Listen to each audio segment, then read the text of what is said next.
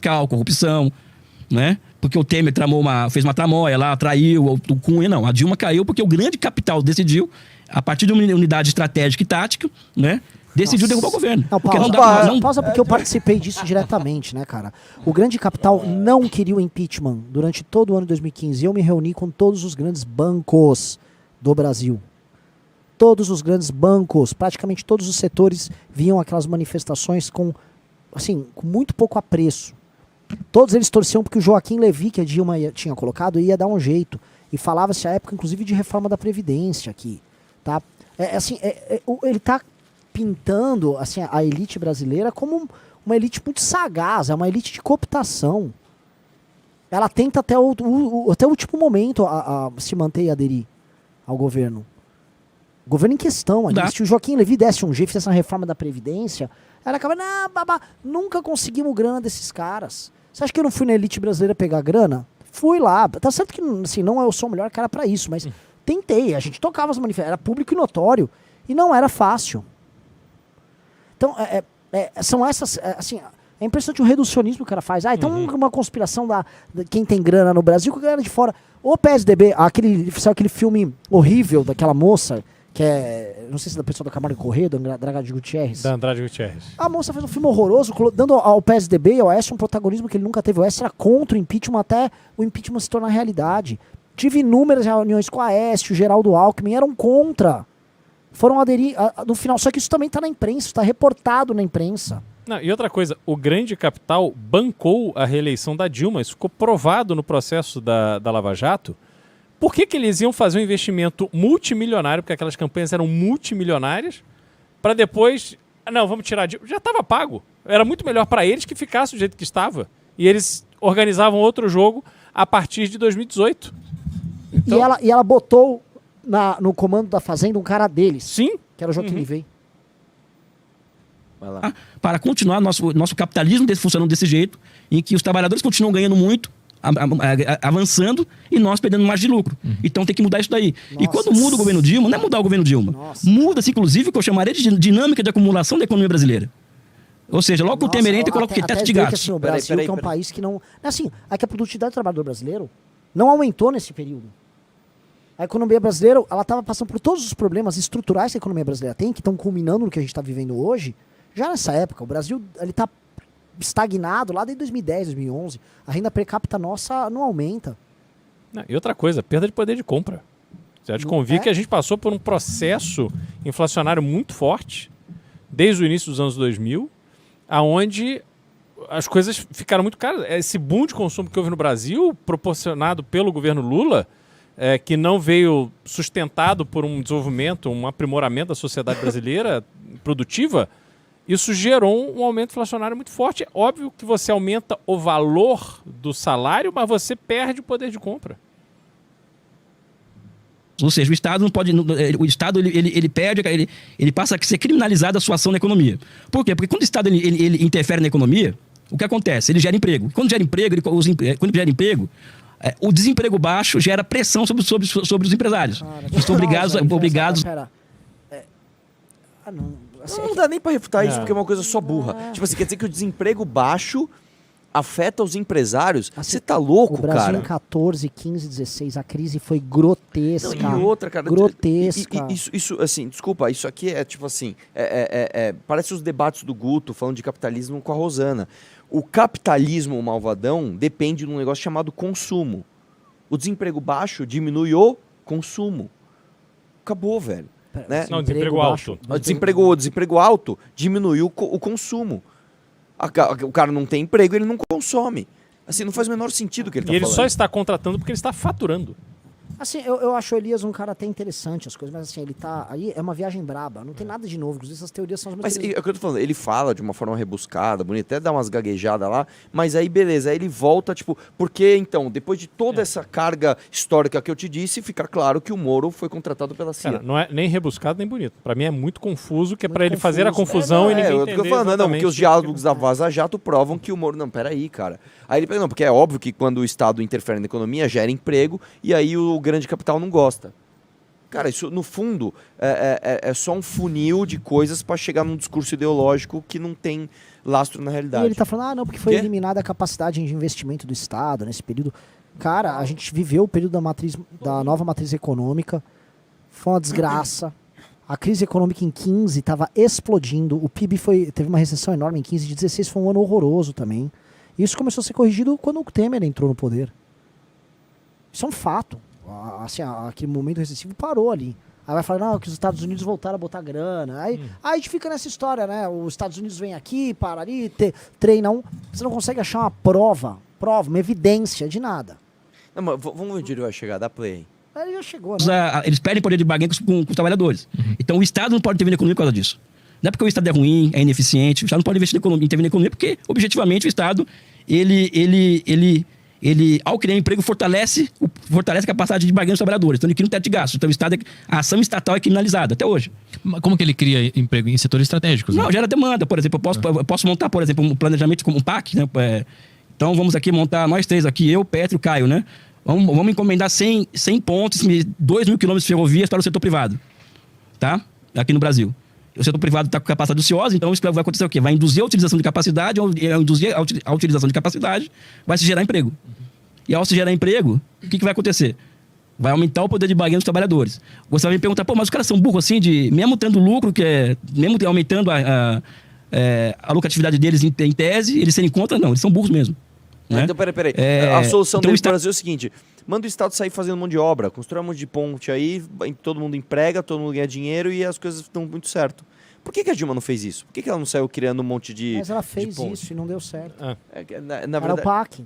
não, então, é o que eu tô falando. Por que a Dilma não. Por que a Dilma, então, já que ela estava com essa corda no pescoço, uma vez que os americanos estavam ali quebrando todo o complexo industrial brasileiro do petróleo, por que ela não saiu construindo coisa? E resolveu o problema. Em termos de economia, não tem mais. Eu sei, mas eu tô falando, tudo bem, ela fez, esse é um assunto que o Beraldo adora. O Brasil tenta, às vezes, vamos dizer, um impulso para fazer obras de infraestrutura. Ele não consegue entregar. Nós estamos aqui, o São Paulo está tentando fazer o Rodoanel desde quando? 2003, 2002? Mais de 20 anos para fazer um anel viário. Não tem nada de novo, é um anel viário. Lembra do monotrilho? Não é monotrilho? É monotrilho da Copa. Aqui em São Paulo, que era para a Copa 2014. Marinho ali, né? Passa ali. Não está pronto até hoje. Então, assim, as obras do nenhuma era assim, as entregas eram pífias. Ficou uma briga no final do governo Bolsonaro para ver quem era o pai da transposição do rio, que é uma transposição michuruca do rio lá. Não, e outra coisa, essa baixa de desemprego que houve durante o governo do PT foi em razão das grandes obras que foram feitas, e a gente pega no Nordeste, fizeram estaleiro no Nordeste. Só que é coisa feita brasileira. Vai lá, faz o estaleiro. Só que quem que você vai contratar para trabalhar no estaleiro? Que tem que fazer uma plataforma de petróleo. São aquelas pessoas que estavam no canavial, que estavam fazendo coisas que não tinham absolutamente nada a ver com aquele trabalho técnico específico, e aí não há uma preparação de mão de obra ali. Não, vamos fazer aqui, depois o resto... Aí você vai contratando, porque você precisa de gente, aí você vai fazer uma grande refinaria.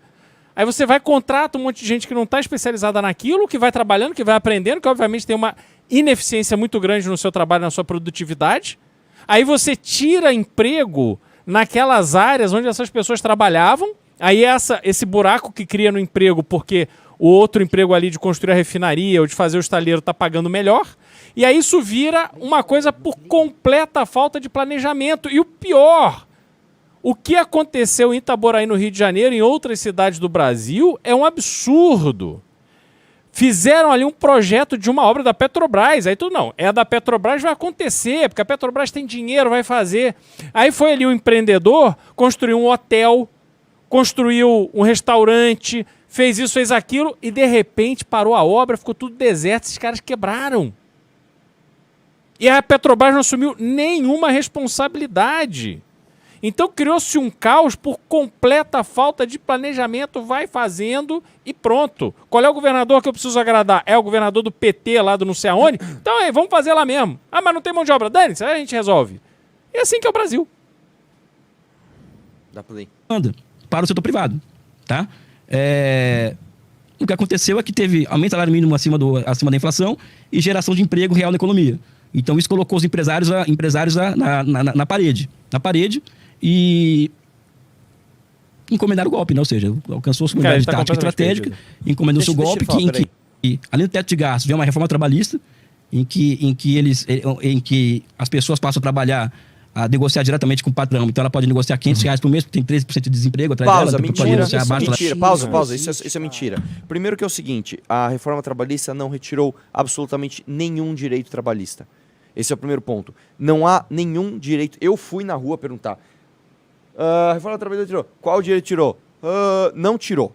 Esse é o primeiro ponto. Segundo, você vê que quando você pega o discurso ideológico, o cara... Não, porque aí o cara vai negociar direto com o patrão. Sabe o que parece? Parece que ele está falando de uma criança completamente burra e impotente, negociando com um magnata. Tipo assim, sei lá, vai o Jorge Paulo Lemann negociar diretamente com uma criança de 11 anos. Você quer trabalhar 6 anos por R$500? E um quero, pirulito. titio, quero. Não é isso, irmão. Você está falando de um cara que às vezes é o seguinte, irmão, o cara abriu eu vou dar um exemplo real. Um frentista do meu posto abriu uma loja de tecido no Brás. Por quê? Porque o cara era bom, ele era bom vendedor. Aí ele casou com uma mina, a mina falou, meu pai tá velho, ele sempre soube vender vestido, você não quer abrir uma loja de tecido, você não quer abrir uma loja de tecido no Brás? Quero. Ele foi lá e abriu, o frentista no meu posto. Ele precisou contratar gente, então ele foi contratar as pessoas, e as pessoas foram negociar direto com ele. Não, isso não pode. Aí precisa passar por um líder sindical, né, que vai definir. E outra coisa, assim, né? Parte também dessa caricatura que eles pintam. Primeiro que isso que ele falou de negociar o salário de R$500 é mentira, isso não existe em lugar nenhum. 2, a maior parte das pessoas que contratam no Brasil são pequenas empresas e médias empresas. Assim, o empreendedor já é um duro. O empreendedor brasileiro, o pequeno empreendedor, o dono do boteco, o dono da lojinha. Esse cara, coitado, é um cara que se for pegar a renda dele e voltar pra live que a gente fez à tarde e colocar nos Estados Unidos, esse cara é pobre nos Estados Unidos. Um empreendedor aqui no Brasil que consegue tirar um lucro líquido após o imposto de 10 conto pra depois ser tributado na física dele... É 5%. Tá entre os 5% mais ricos. Tá entre os 5% mais ricos. E é um cara que ganha $2.000 por mês nos Estados Unidos, que é um pobre nos Estados Unidos. Limpador de casa, faxineiro. Faxineiro. Quer dizer, né? Ele nem $2.000, né? Pra valer assim. Menos de 2.000. Então. Vai lá. Né? Mas é aquele papo que a Dilma tinha deixado o país numa puta crise e foi por isso que caiu e começou a ter revolta. Você tá dizendo que o Brasil tava bem antes dela cair. Não, o Brasil tava... Primeiro que eu levo em consideração que a Dilma governou até 2014. 2015 ela já não governa mais. A partir de 2015 ela não governa mais. Quem falar pra mim que quem governou o Brasil a partir de 2015 foi a Dilma, tá errado. Por quê? Porque todas as pautas que a Dilma mandava para o Congresso, elas eram atropeladas pelo Eduardo Cunha. O Eduardo Cunha não deixava passar nada, porque ele controlava o Congresso. Mas ela era presidente da República. E daí? Assim, essas são as análises de um cara... Eu não sei se o Elias Jabbour já foi no Congresso Nacional. Porque eu já vi Caio Coppola fazer análise política. Se você não vai no Congresso Nacional, você não vai no Fumódromo, você não vai jantar com o cara do MDB, do PP, do PT, você não vai conhecer a dinâmica lá de dentro, você não vai entender como é que funciona isso. O Eduardo Cunha era o líder de uma rebelião do baixo clero. Essa rebelião do baixo clero não foi resolvida até agora. O Maia tentou fazer um retorno do alto clero na Câmara, só que isso foi derrubado pelo Lira, e o Lira está agora administrando o Congresso Nacional via orçamento secreto. Qual era o interesse do Cunha naquela época? Não tinha interesse americano nenhum. O Eduardo Cunha era o interesse do baixo clero que não era contemplado com os grandes cargos, com a grande mamata, com a grande corrupção, com as grandes obras que envolviam o petrolão. Que são controladas pelo governo. Então o Cunha era uma rebelião que não tinha relação com o que estava acontecendo, seja com a Lava Jato, seja com as manifestações de rua, seja com o processo de surgimento de uma direita, seja com o uso das redes sociais, seja com o fenômeno de 2013, que o processo de 2015 2016 foi herdeiro. Não tinha relação ali. Mas ele mistura. Ela não governa, mas a função do Bolsonaro ficou sem governar um período ali também, em pane. Não, e assim, só pra gente usar um exemplo. O gerente da Petrobras foi pego com $90 milhões. O Eduardo Cunha foi pego com 3, né? Tipo, ele era realmente baixo clero. Ele era baixo clero. A delação do Joesley e do irmão dele falando dos esquemas do BNDES, que quem na época presidia era o Guido Mantega, falando, eu pegava o dinheiro do BNDES para devolver para propina. Tá aí, ó. Isso aí é diretamente o tal do Estado investindo no empreendedor brasileiro, né? nos amiguinhos do governo. Que é o que o Beraldo falou. Tudo que a gente falou, a gente esqueceu de falar da corrupção que você trouxe, né? Tudo isso que a gente falou foi, não, ainda tem a corrupção, ainda tem essa parte. Das pautas bomba. Então, se alguém me disser aqui que a Dilma criou a crise de 2015, né, vai ter que me provar politicamente isso. Porque isso não é fato. Ela não governou o Brasil de 2015 adiante. Ela passou a ser boicotada sistematicamente de governar o Brasil. Mas isso aconteceu Isso aqui com o próprio Lula no começo do mandato dele. Uhum. Você teve um fenômeno similar, mas menos organizado, que foi a eleição do Severino Cavalcante. Isso acontece da política brasileira. Isso está acontecendo agora com o Lula. Sim. O Bolsonaro resolveu essa crise, o Bolsonaro se entregando para o Centrão. E vou falar uma coisa, eu acho que o impeachment era inevitável por causa das manifestações, que era um fenômeno novo, classe média na rua e tal. Só que a Dilma poderia ter se composto com o Cunha. Sim, ela poderia se resolver com ele, ela não foi. E o PT mesmo considera que a Dilma foi muito pouco habilidosa no trato da crise, no processo todo. Uhum. Miúde, eu tenho várias críticas, por exemplo, a decisões que o governo tomou. Eu tenho várias críticas aqui, não estou aqui para, sabe, mas falar que a crise que 2015 que criou foi ela, não foi ela que criou. Ou seja, ela, por exemplo, ela teve que nomear, ela ganha as eleições em uma correlação de forças muito adversa. Então ela teve que entregar o Ministério da Fazenda para o Joaquim Levy. O Joaquim Levy é um ortodoxo. Depois, Então o Joaquim Levy, ele reduz o gasto público de uma vez só em 40%. Já acontece essa história no Flow. Ele reduz em 40% o gasto O público. Joaquim Levy, ele entra, ele entra no governo, mas ele falou que o grande empresariado já estava... Sim. E assim, o grande empresariado, o Elia, não entrou no impeachment da Dilma. Eu tô falando um dos caras que participou do golpe aí, como se chama, entendeu? Não entrou. E assim, isso era público e notório à época. Gera uma queda absurda na demanda. Mas absurda a Fiesp... Peraí, vai lá. A Fiesp depois, mas a Fiesp era aliada da Dilma antes. O que gera desemprego artificial, né? Uma queda, reduz o gasto público, você reduz demanda para as empresas privadas, né? Ao mesmo tempo que se começa e se acelera a tendência de aumento da taxa de juros que começa em 2013. Ou seja, você aumenta a taxa de juros e reduz o gasto público. Você tem aqui um ingrediente para o início de uma barbárie. O que é barbárie? Desemprego em massa. Mas em 2013 não tinha Joaquim Levy, não tinha Eduardo Cunha, não tinha nada disso. Ele é um cara bem confuso nas explicações dele. A cronologia ela não bate toda. É que para ele, na verdade, a tese dele é o seguinte: a crise começou no final de 2014, depois que a Lava Jato começou a quebrar tudo. Então, para ele, de 2012, 13 e 14 no começo, tava tudo bem. Aí chega a Lava Jato, quebra o complexo industrial brasileiro, gera o desemprego artificial, a elite mete, através, né, do Joaquim Levy, e aí se compra o golpe que seria o impeachment. Então, e repara que em todas as interpretações dele, em nenhuma a culpa do PT não existe. Vou dar um exemplo. Então tem culpa dos Estados Unidos, que estava com raiva que o Brasil estava com os BRICS. Culpa do Moro, que se juntou com os Estados Unidos para ser um instrumento para derrubar o nosso complexo industrial petrolífero. Dallagnol também, que a FBI participa, porque o Snowden, não Nós sei que o quê. nós organizamos as manifestações, manipulando as pessoas. As manifestações manipuladas de uma direita provavelmente paga pelos Estados Unidos. O grande empresariado, que estava bravo com o aumento dos salários. O Eduardo Cunha, que entra em 2015, mas a Dilma já está fazendo políticas que não são responsabilidade dela, talvez, desde 2013. Ela está atendendo o Joaquim Levy antes do Joaquim Levy virar ministro.